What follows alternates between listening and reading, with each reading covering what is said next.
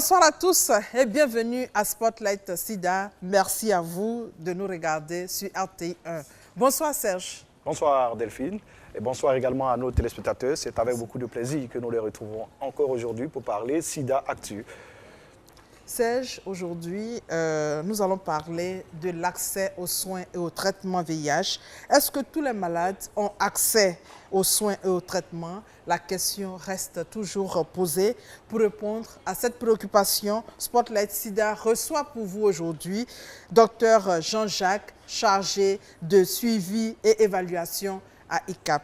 Serge, au programme aussi, la réaction. Également, la réaction de nos internautes relativement donc, à ce thème que nous allons aborder cet après-midi. Mais en attendant, nous allons demander à notre invité de nous rejoindre. Docteur. Bonsoir, docteur. Bonsoir, Delphine. Bonsoir, Serge. Serge, on se retrouve dans une vingtaine de minutes. Docteur, asseyez-vous. Merci.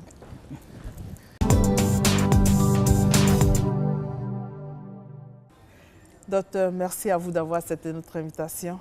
Merci de me recevoir sur votre plateau pour parler d'un sujet aussi important que l'accès au traitement antirétroviral dans la prise en charge du VIH. Et tout d'abord, je dois remercier la directrice pays de ICAP en Côte d'Ivoire qui m'a permis de me retrouver sur ce plateau pour intervenir. Remercier aussi le ministère de la Santé, avec qui nous travaillons, nous collaborons au niveau des sites de prise en charge. Et vous aurez à remercier aussi le PEFA et la RTI. Merci beaucoup. Notre première préoccupation, c'est d'avoir une idée de votre structure, ICAP. ICAP est une ONG internationale qui a été créée en 2003 à l'École de santé publique de l'Université de Columbia aux États-Unis, par Dr Wafa El Sadr, qui est vraiment connu au niveau international, au niveau de la recherche concernant le VIH-Sida et d'autres pathologies dans le monde. Et en Côte d'Ivoire, voilà. Et en Côte d'Ivoire, ICAP intervient depuis 2003. 2003, où nous avons eu à intervenir dans les régions du Ourodougou, Béré et du Lodjibois. Ourodougou, Béré, Lodjibois. Qu'est-ce que vous avez fait dans ces régions comme activité?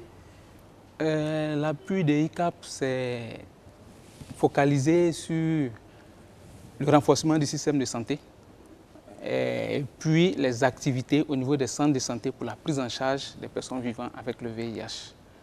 Donc essentiellement, l'appui au système et puis la prise en charge. Au niveau de l'appui au système, ICAP va apporter une aide, soit en équipement, soit en formation au niveau des districts sanitaires de la Côte d'Ivoire pour la mise en œuvre des activités. Vous savez qu'au niveau international, l'OMS peut décider de certaines stratégies à mettre en place pour lutter contre telle maladie, et dans notre cas, le VIH. Et donc ICAP, qui est une structure internationale qui a une certaine maîtrise de certains processus de prise en charge des patients, va apporter son aide aux districts dans les zones soutenues par ICAP, donc en termes de formation, en termes d'équipement, pour pouvoir mettre en œuvre correctement et efficacement ces stratégies-là. Ces stratégies font partie un peu de vos visions. Exactement. Et de vos valeurs, c'est ça? Exactement. Et cette vision de ICAP qui est d'apporter des soins de qualité qui sont accessibles à tous, quel que soit l'endroit où les personnes vont vivre, il faut qu'elles aient accès à des soins de qualité. C'est d'ailleurs le thème qui nous réunit dans ce décor rouge-là. Accès aux soins et aux traitements, ça paraît un peu ambigu. Quelle explication? Qu'est-ce que ça veut dire, avoir accès aux soins et aux traitements? Oui, au traitement VIH, bien sûr. Effectivement. Avoir accès, il y a différents éléments dans l'accessibilité. Vous savez qu'il y a l'accessibilité qui peut être géographique. Il faut que chaque patient, chaque personne vivant avec le VIH, et donc qui est en besoin de traitement, ait la possibilité d'avoir ce traitement-là. Il ne faut pas qu'il y ait des barrières dues à la distance. Donc, c'est le rapprochement des services de soins des populations. Il ne faut pas qu'il y ait une barrière liée au coût, d'où la gratuité des antirétroviraux. Et puis, il y a la stigmatisation du fait que quelqu'un a porte le virus, on le reçoit dans un centre de santé, on l'indexe, du coup, il ne reviendra plus. Donc, il y a toutes ces barrières-là que ICAP essaie de lever. Donc, d'où l'accès universel, l'accès au traitement ARV qui doit être vraiment disponible partout. Le traitement ARV doit être disponible dans toutes les conditions, dans toutes les situations, dans toutes les régions du monde. Cette préoccupation nous amène d'ailleurs à poser la question aux Abidjanais. La question était de savoir si vraiment l'accès aux soins est-il facile pour les personnes vivant avec le VIH-Sida. C'est votre micro-trottoir.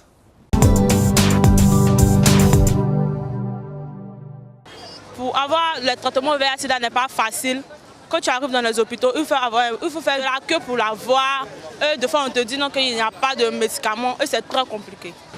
Je pense que ce n'est pas aussi trop facile. Voilà, il y a des efforts qui sont en train de consentis dans ce sens-là, mais je pense que ça ne suffit pas. Il y a des médicaments, je ne sais pas si c'est antirétroviraux, quelque chose comme ça. Voilà, toujours c'est pour calmer, pour pouvoir soulager un peu la population. Moi-même, personnellement, j'ai eu accompagné un malade du sida. Il est arrivé là-bas, on lui a infligé des médicaments, mais là, c'est la personne même qui refuse de prendre. Sinon, je pense que c'est vraiment possible. Voilà, la médecine travaille, l'État travaille. Bon, c'est les concernés même qui refusent de prendre des médicaments parce qu'il a accompagné quelqu'un d'un VIH-Sida. Quand vous avez accompagné la personne, on vous a bien reçu, la session, on a bien traité. Bon, au départ, c'était difficile. Hein. On allait à la 3e reprise. La 3e fois encore, on nous a reçus. Sinon, au départ, on était là, personne ne s'occupait de nous. Jusqu'à après le contraire, ceux qui vont maintenant, on ne refuse plus. Parce que c'était dans les débuts là. Donc, je pense que c'est l'accès facile maintenant. Si tu veux vraiment prendre tes médicaments, si tu veux vraiment avoir accès à tes médicaments, c'est aussi facile que ça. C'est facile parce que j'ai aussi des camarades, elles ont cette maladie et elles ont accès à leurs médicaments facilement.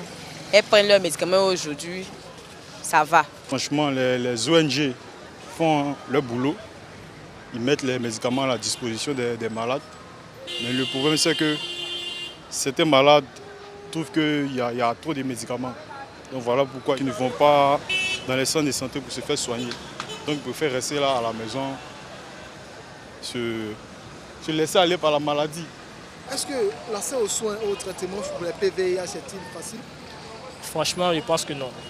Parce que j'ai des amis, un ami en particulier, qui souffre de cette maladie-là. Souvent, il me dit que vraiment, il n'arrive pas à avoir accès aux médicaments. On lui fait tourner, parfois il part à l'hôpital, il n'y a pas de médicaments, c'est fini. Souvent même la procédure est tellement longue que certains patients même préfèrent renoncer, essayer de tourner vers les médicaments traditionnels par exemple. Docteur, là nous venons de suivre l'avis des Abidjanais. C'est au micro de Davis Oyo. Apparemment les avis divergent. Quelle est votre réaction? En suivant ce micro-trottoir, on se rend compte qu'il y a encore de l'information à faire passer. Il faut encore sensibiliser la population sur l'accessibilité des traitements antirétroviraux. Aujourd'hui, on vise l'accès, comme on dit, l'accès universel. Mais il faut dire qu'au niveau de la Côte d'Ivoire, si vous regardez, on tient compte du début de la lutte contre le VIH, c'était certains sites, certains instituts sanitaires seulement qui étaient habilités à offrir le traitement antirétroviral. Aujourd'hui, dans toutes les régions sanitaires de la Côte d'Ivoire, dans tous les districts sanitaires de la Côte d'Ivoire et dans toutes les structures sanitaires, presque, je dis bien presque, les antirétroviraux sont disponibles et gratuitement. Il suffit seulement de se faire dépister et quand vous êtes dépisté séropositif, il y a un système qui est mis en place pour que vous puissiez en bénéficier. Docteur, est-ce que par moment vous ne recevez pas de plaintes de certains malades qui n'arrivent pas à rentrer en possession des ARV, qui n'arrivent pas à bénéficier correctement des ARV quand ils vont dans des centres de santé? Cela peut arriver. Cela peut arriver quand il y a des ruptures de stock. Mais pour la Côte d'Ivoire en général, il n'y a pas de rupture réelle de stock au niveau de la structure nationale qui gère les ARV, c'est-à-dire la NPSP. On peut avoir une rupture qui est une rupture de façade, comme on le dit, au niveau du site d'un centre de santé. Mais peut-être parce que le gestionnaire de médicaments n'a pas passé la commande comme il se devait, n'a pas pris les quantités qui étaient nécessaires pour ces patients au niveau de son site. Mais sinon, les ARV sont généralement disponibles. Et quand il y a des cas comme ça, où il y a des ruptures, en général, l'information nous parvient et on a un système pour prendre des ARV d'un autre site où il y en a un peu plus et compenser dans l'autre site qui est en déficit. On n'a pas encore ce genre de retour dans le sens qu'un patient a besoin des ARV qu'on ne lui aurait pas donné. Non. Aujourd'hui, ce problème ne se pose pas. Le problème qui se pose par contre, c'est les patients ou bien disons les personnes vivant le VIH qui devraient venir au centre de santé pour s'approvisionner. Puisque je vous dis, il y a des patients qui ont été identifiés, qui ont été mis sous ARV, mais après qui ne reviennent plus parce que se sentant mieux. Autre préoccupation, les malades vont souvent dans des centres. Une fois déclarés séropositifs, ils ne reviennent plus. Oui. Ça aussi, c'est un problème à votre niveau? Oui, ça, c'est un problème qui est rencontré un peu partout, dans tous les sites de prise en charge. Et comme je le disais au début, c'est un problème de sensibilisation et d'information. Aujourd'hui, quelqu'un peut vivre avec le VIH et même vivre mieux que celui qui n'a pas le VIH. Donc, il ne sert à rien de se faire dépister et de disparaître. Au contraire, dès qu'on a commencé à prendre les médicaments qu'on arrête, on crée des résistances. Alors que des études ont bien montré que celui qui prend les ARV le plus tôt se porte mieux le plus vite. Et on a une charge virale qui va baisser et même, comme on le dit, là, à se supprimer. Donc, à une suppression de charge virale, c'est-à-dire que les virus qui circulent dans le sang vont diminuer, de telle sorte qu'à un certain moment, avec les examens courants, on n'a plus de virus qui circulent dans le sang et cette personne va mieux se porter. Voilà. Donc aujourd'hui, c'est dans l'intérêt des patients de se faire dépister tôt, de commencer tôt le traitement et puis d'être adhérent, c'est-à-dire respecter le traitement qu'on leur donne, respecter les posologies, les heures de prise et puis leur rendez-vous. Donc, c'est très important. Pour être très efficace sur le terrain, vous avez mis en place des programmes. Oui. Oui, lesquels, par exemple? Aujourd'hui, ICAP a pu à son sein plusieurs programmes. Il y a le programme de traitement dont on parle aujourd'hui, le programme de traitement prise en charge du VIH. Et donc, dans ce programme-là, au niveau de chaque site, on a mis en place certaines interventions. Donc, partant du dépistage, dès que quelqu'un est dépisté, on a des équipes qui vont apporter le soutien psychologique nécessaire pour que cette personne-là puisse d'abord accepter la maladie et puis accepte de se faire suivre.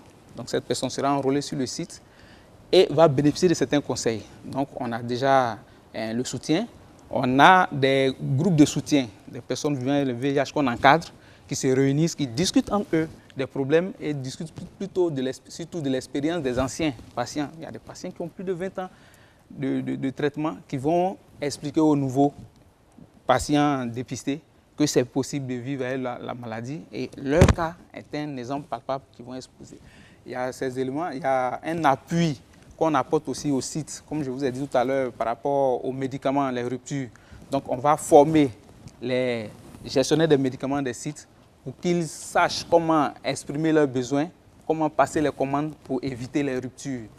Et il y a tout un ensemble d'activités comme ça que nous allons mener. Les patients qui ne sont pas venus à leur rendez-vous, on a une activité pour les appeler avec des SMS, des appels téléphoniques, pour leur rappeler leur rendez-vous, qu'ils puissent venir honorer ces rendez-vous-là. Quels sont les résultats sur le terrain aujourd'hui? En termes de résultats, il faut dire qu'avec le soutien financier du PEPFAR, il y a des partenaires de mise en œuvre. On appelle les ONG internationales comme ICAP et puis d'autres ONG financées par le PEPFAR qui ont permis vraiment de réduire considérablement l'impact du VIH en Côte d'Ivoire.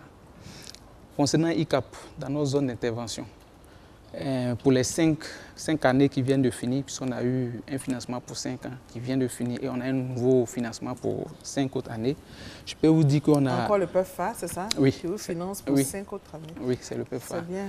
Au vu du travail des résultats qui ont été obtenus, ils nous ont renouvelé le financement pour 5 autres années. Et pour ces 5 ans qui viennent de passer, ICAP a apporté un appui aux formations sanitaires pour le dépistage de 1 100 947 personnes. Et parmi ceux-là, on a identifié 38 048 personnes vivant avec le VIH. 38 000. Sur ces 38 000 là, il faut dire qu'il y a 1500 enfants âgés de moins de 15 ans et 36 547 adultes. Et 7 341 femmes enceintes qui vivaient avec le VIH qui ont été identifiées, donc avec notre soutien, avec notre appui. Et donc toutes ces personnes-là, la majorité ont bénéficié d'une mise sous ARV. Donc il y a 23 000 qui ont été enrôlés dans les soins. Donc enrôlés, une fois que vous êtes identifié porteur du virus, on vous enregistre, il y a des outils où on va vous enregistrer en tant que personne vient le VIH qui doit bénéficier des services, des soins. Et donc c'est au total 23 266 personnes qui ont été enrôlées dans les soins, dans les sites soutenus par ICAP. Et parmi eux, 19 923 ont été mis sous ARV. Il faut dire qu'avant, il y avait des critères de mise sous ARV. Tout le monde n'était pas mis systématiquement sous ARV. Donc, parmi ceux-là, il y avait 19 000 qui étaient éligibles et qui ont été mis sous ARV. Donc, vraiment, il y a eu un bond qui a été fait. Grâce au PEPFAR. Grâce au PEPFAR. Et je pense qu'on doit rendre encore plus visibles les actions du PEPFAR en Côte d'Ivoire. Oui. Et donc, par rapport à ces résultats, il y a un élément que je voulais soulever, qui est un indicateur clé et très important, c'est la rétention des patients sous ARV. C'est-à-dire que quand on met des patients sous ARV à un instant T, on va voir dans 12 mois, parmi ces patients qui ont été mis sous ARV, combien sont encore en vie et sous ARV. Et quand ICAP a commencé son appui, on était à 55% des patients qui, mis sous ARV, étaient retrouvés 12 mois plus tard encore sous ARV, vivants et dans les soins. C'était 55%. Donc vous voyez, il y a 45% qu'on perdait. Mais aujourd'hui, c'est-à-dire en mars, à fin mars 2017, nous sommes à 90% des patients qui sont mis sous ARV et qu'on retrouve encore dans les soins 12 mois après le début de cette mise à. Donc vraiment, il y a eu un gros travail. Et ça, c'est la formation des prestataires, l'éducation des patients et tout un ensemble, le renforcement du système dont je parlais qui a permis d'obtenir ces résultats. Qu'est-ce qu'il faut faire maintenant pour les 10 autres, les 10% qui restent? Qu'est-ce qu'il faut? Ça, c'est le plus gros problème, c'est le plus gros challenge. Oui. Et aujourd'hui, nous avons des stratégies sur le terrain pour pouvoir récupérer ces 10% qui restent là. Et donc, nous avons des systèmes d'appel, comme je l'ai dit tout à l'heure, des SMS, des recherches, puisque chaque fois qu'on a identifié un patient vivant le VIH, on va essayer de le localiser, savoir exactement où il habite, avoir des contacts de ses proches. Et donc, quand on a une situation comme ça, on va rechercher ces patients-là. Mais il faut dire qu'on n'attend pas qu'ils soient perdus avant de les rechercher. En général, on les cherche d'abord quand on sent qu'ils vont se perdre, avant même que ça ne soit trop tard. Mais si, malgré tout ça, ils se perdent, c'est ce qui représente les 10%. Voilà. Merci, docteur. On va continuer avec vous, mais nous allons maintenant demander à notre chroniqueur de nous rejoindre. Et Serge Collier va nous rejoindre là pour SIDA Actu.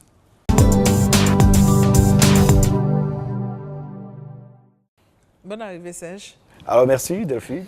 Quelles sont les informations que tu as pu recueillir sur les réseaux sociaux concernant le thème du jour? Tout à fait. Relativement donc à votre thème sur les réseaux sociaux, nous avons voulu décortiquer un rapport de l'ONU-SIDA, un rapport assez récent quand même, qui date de fin 2015, c'est pas loin. Et ce rapport nous fait un état des lieux, notamment en Afrique, en termes de traitement, d'accès aux soins, au traitement, on va dire. Il nous dit par exemple que sur 6 500 000 personnes vivant avec le VIH-Sida en Afrique occidentale et en Afrique centrale, seulement 1 800 000 personnes bénéficient d'un traitement antirétroviral. Alors, c'est un ratio de 28%, il est assez faible quand on le compare au ratio en Afrique orientale et en Afrique australe, on va dire. Là-bas, le ratio est à un peu plus de 54%. Donc là-bas, la couverture en termes de traitement est beaucoup plus poussée. Et l'OMS s'est sentie tout de suite interpellée en mettant automatiquement en place des programmes d'urgence, des programmes de rattrapage, comme on les appelle, qui nécessitent l'implication des États. Faire en sorte que la question du traitement soit accélérée à travers donc une multiplication, on parle même de multiplier par 3 la couverture en termes de traitement antirétroviral. Alors, Docteur, pour revenir à vous, comme je le disais tantôt, ces chiffres ne sont pas réduisants. Qu'est-ce qu'il faut faire? Effectivement, ce rapport de l'ONU-SIDA situe bien la situation qui prévoit en ce moment. Il faut dire que l'ONU-SIDA a fixé des objectifs pour 2020 où il faut que 90% des personnes vivant avec le VIH connaissent leur statut. 90% de ces personnes qui connaissent leur statut sont mis sous ARV et 90% de ceux qui sont mis sous ARV ont une suppression de la charge virale, dont j'avais parlé tout à l'heure. 90-90 pour 2020. Et effectivement, au niveau de la Côte d'Ivoire, à fin décembre 2016, nous étions 50% des femmes qui ont été identifiées séropositives sont sous ARV et 36% pour les hommes. Donc ces chiffres, vous voyez que ce n'est pas loin de ce que l'ONU-SIDA a donné pour la région, mais il y a des efforts qui sont en train d'être faits. Et récemment, depuis le 1er février, le ministère de la Santé de Côte d'Ivoire a fait sortir une circulaire sur le testé-traité qui dit que maintenant en Côte d'Ivoire, toute personne qui est dépistée séropositive doit être mise sous ARV sans condition d'éligibilité. C'est-à-dire que les anciens patients aussi, qui n'étaient pas éligibles mais qui sont en soins, doivent être mis sous ARV. Et cela va permettre effectivement d'augmenter cette proportion de patients qui ont été mis sous ARV. Et ça ne va pas se faire simplement les mettant sous ARV, mais il y aura encore le suivi qui doit être renforcé pour atteindre la suppression de la charge virale. Serge, d'autres informations? Alors, d'autres informations, je vais revenir encore à vous pour vous demander de commenter justement cette assertion de Michel Sidibé, directeur exécutif de l'ONU-SIDA. Alors, c'est nos internautes qui, après avoir lu cette assertion, demandent que notre invité en fasse un commentaire. Michel Sidibé, qui est le directeur exécutif de l'ONU-SIDA, dit ceci, en rapport donc avec ce qu'on vient de dire, la situation est grave, concernant le sida, nous devons être très attentifs à ce qui se passe en Afrique occidentale et centrale. Nous devons veiller à ce que les responsables politiques se mobilisent et concentrent leurs énergies dans ces pays. Est-ce que vous pensez qu'on a pris l'ampleur de la situation en Côte d'Ivoire? Est-ce que nos dirigeants au niveau de la santé se mobilisent justement pour atteindre les chiffres que vous avez cités tantôt? Oui, il faut dire qu'en Côte d'Ivoire, au plus haut niveau, il y a eu déjà un engagement. Depuis le président de la République s'est déjà engagé. Il y a la première dame aussi qui apporte un appui très important pour la lutte contre le VIH. Et donc, nous, à notre niveau, c'est sur le terrain, les acteurs de terrain que nous devons mobiliser pour atteindre les objectifs. Et surtout, comme je le disais depuis le début, c'est l'information des populations pour qu'elles viennent se faire dépister. Parce que pour mettre quelqu'un sous ARV, il faut d'abord que cette personne soit dépistée. Et donc, le gros problème, c'est le dépistage. Au niveau de la Côte d'Ivoire, le problème est pris au sérieux et des efforts sont faits, des efforts sont fournis pour améliorer les choses. Serge, d'autres informations pour terminer avec vous? Alors, d'autres informations pour terminer, c'est pour dire à nos internautes, à nos téléspectateurs de Boaké que Spotlight se déplace à Boaké pour une série d'émissions. Ils auront donc l'occasion d'être en contact avec toute cette équipe qui réalise Spotlight SIDA et puis de poser les questions aussi bien aux chroniqueurs que nous représentons et vous-même, la présentatrice. Donc, Boaké aura son Spotlight dans quelques jours, on va dire. D'accord, rendez-vous donc à Boaké. Nous allons terminer avec notre invité du jour, docteur. Nous allons passer maintenant à la rubrique Conseils pratiques.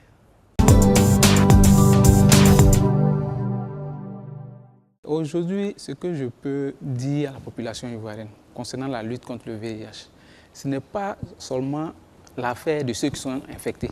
Même ceux qui ne sont pas infectés sont concernés. Il faut qu'aujourd'hui, chaque Ivoirien connaisse son statut vis-à-vis du VIH. Et si vous faites votre test, que c'est négatif, tant mieux. On va vous donner des conseils pour que vous demeurez toujours séronégatif. Mais si vous faites le test et que vous êtes séropositif, on va vous donner aussi des conseils pour que vous ayez une vie confortable, pour que vous puissiez survivre avec la maladie, survivre en bonne santé, puisqu'on va vous délivrer des médicaments, on va vous apporter un soutien, mais on va vous donner aussi des conseils et tout ce qu'il faut pour que vous puissiez vivre avec la maladie de façon confortable. Donc tout le monde est invité à se faire dépister pour connaître son statut. Et aujourd'hui, les ARV sont disponibles en Côte d'Ivoire gratuitement dans presque tous les centres de santé de la Côte d'Ivoire. Donc c'est ce que je voulais dire pour terminer.